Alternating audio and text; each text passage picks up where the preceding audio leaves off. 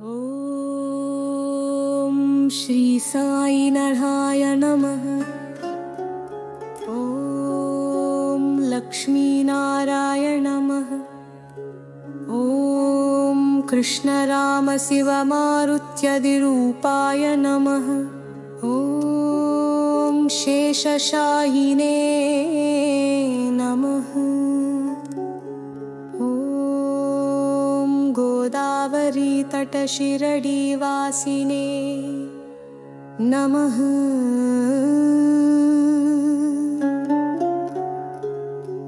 ॐ भक्तहृदालयाय नमः। ॐ सर्वहन्निलयाय नमः। ॐ भूतावसाय नमः।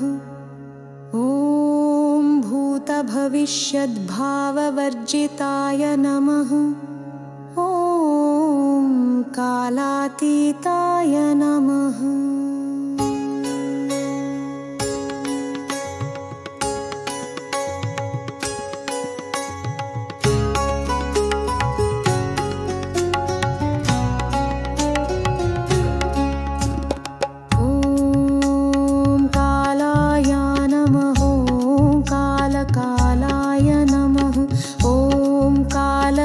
पदमनाय नमः।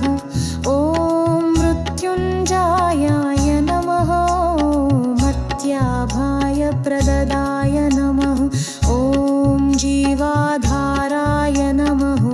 ॐ सर्वाधाराय नमः।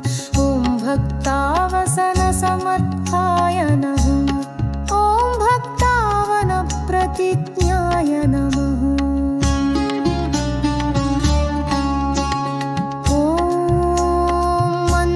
वस्त्रदाय नमः।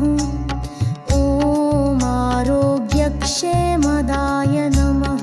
ॐ धनमाङ्गल्यप्रदाय नमः। ॐ वृद्धिसिद्धिदाय नमः। ॐ पुत्रमित्रकलत्रबन्धुदाय नमः।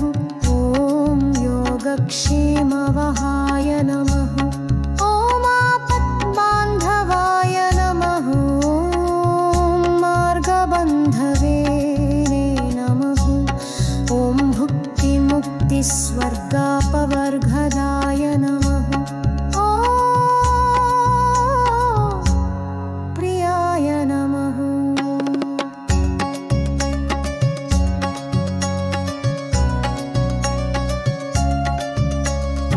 ॐ प्रीतिवर्धनाय नमः। ॐ अन्तर्यामिने नमः।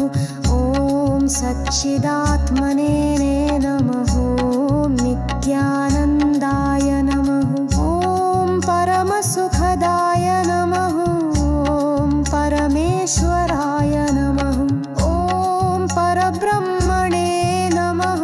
ॐ परमात्मने नमः। ॐ ज्ञानस्वरूपिणे नमः। जगत्पित्रे नमः।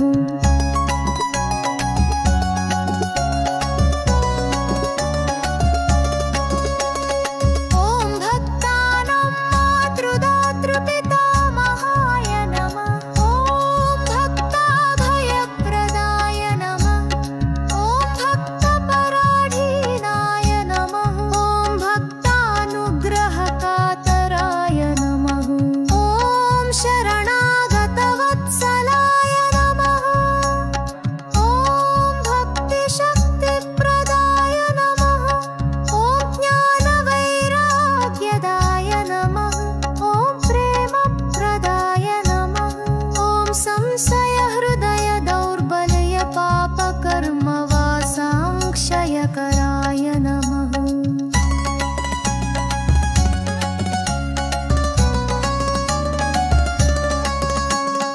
ॐ भक्तानां मातृदातृपितामहाय नमः।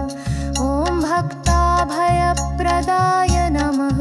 ॐ भक्तपराधीनाय नमः। ॐ भक्तानुग्रहपराय नमः। ॐ शरणागतवत्सलाय नमः।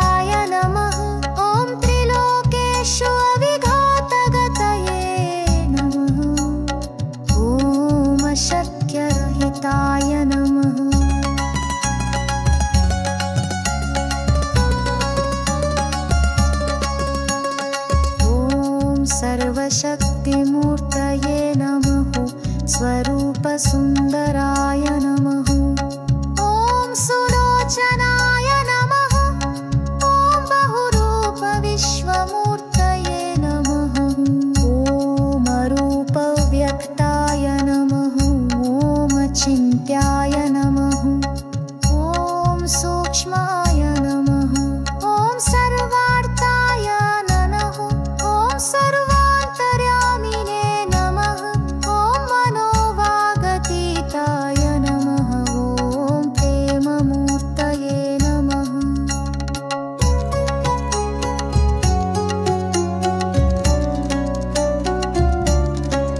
ॐ सुलभदुर्लभाय नमः ॐ असहाय सहाय नमः ॐ अनाथनाथदीनबन्धवे नमः ॐ सर्वभारभृते नमः ॐ अकर्मानेककर्मासु कर्मिणे नमः ॐ पुण्यश्रवणकीर्तनाय नमः ॐ तीर्थाय नमः ॐ वासुदेवाय नमः ॐ सताङ्गतये नमः ॐ सत्तरायणाय नमः ॐ रोगपाताय नमः ॐ कामधीनभ संसार सर्वगुक्षयकराय नमः।